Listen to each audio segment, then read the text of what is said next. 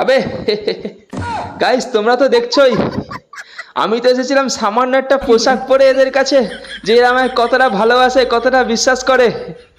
শেষমেশ আমার পোতটাকে এদের এত বিশ্বাস করতে হলো। আমার পদে এমন কি জিনিস আছে যে আমার পোতটাকে এদের ভালোবাসলো?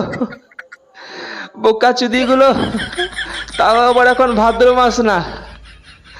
সালা এতজন মিলে যদি আমার পোদ মারে, আমার পোদ ফেটে 50 হয়ে যাবে। চোরে বাচ্চা আমি একটা চোদ না। কি বড় মজাটাই করতে এসছিলাম। খানকির ছেলে পালাতে হবে এখন এখান থেকে। 1 2 3। ধ্যাত্তারি মাকে তাড়াতাড়ি পালাই।